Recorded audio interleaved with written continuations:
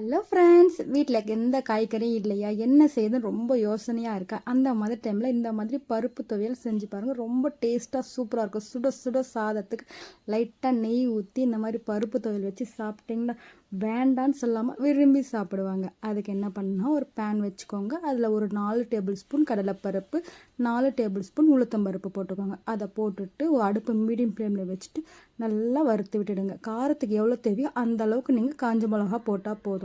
ஒரே ஒரு குட்டி நெல்லிக்காய் சைஸ் புளி போட்டுக்கோங்க. போட்டுட்டு இந்த மாதிரி நல்லா ஓரளவு பொன்னிறமாக வர அளவுக்கு, ரொம்ப ட்ரை பண்ணிடாதீங்க, நல்லா ஓரளவு பொன்னிறமாக வர அளவுக்கு இந்த மாதிரி வறுத்து எடுத்துக்கோங்க.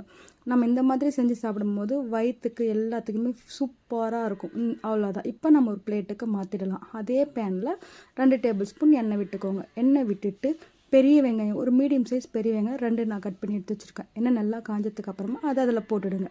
போட்டுட்டு கருவேப்பிலை, ஒரு கொத்து கருவேப்பிலை போட்டுடுங்க. போட்டுட்டு நல்லா வதக்கிடுங்க.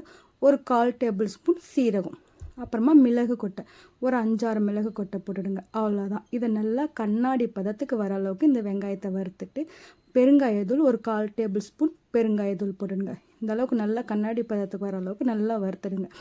இந்த மாதிரி வறுத்துட்டு நம்ம ஒரு பிளேட்டில் ஒரு 2 நிமிஷம் ஆற வச்சுடுங்க. கண்ணாடி பதத்துக்கு வந்துச்சு பார்த்தீங்களா? அவ்வளோதான், ரெடி ஆகிடுச்சு. இப்போ நம்ம மிக்ஸி ஜாரில் ஃபஸ்ட்டு போட்டோம் இல்லைங்களா, பருப்பு துவையல், பருப்பு இதெல்லாம் போட்டு உப்பு போட்டுட்டு இதை ஃபஸ்ட்டு முன்னே அரைச்சி எடுத்துக்கோங்க. மிக்ஸி ஜாரில் அரைச்சதுக்கு அப்புறமா தான் நம்ம வெங்காயம் வணக்கணும் இல்லைங்களா, அதை இப்போ இதில் போடணும். இந்த அளவுக்கு கிரைண்ட் ஆனதுக்கப்புறமா இப்போ வெங்காயத்தை இதில் போட்டுடுங்க. போட்டு அரைச்சி எடுத்திங்கன்னா செம்ம டேஸ்ட்டாக இருக்கும். தண்ணி வேணும்னா கொஞ்சமாக விட்டுக்கலாம், நிறையா விட தேவையில்லை. கொஞ்சமாக விட்டுட்டு பருப்பு துவையல் செஞ்சு நீங்கள் வெளியே வச்சாலே 2 நாளைக்கு சூப்பராக இருக்கும். ஃப்ரிட்ஜில் வச்சு ஒரு வாரம் கூட வச்சு சாப்பிட்லாம். பார்த்தீங்களா, எவ்வளோ சூப்பரான பருப்பு துவையல் ரெடி ஆகிடுச்சு.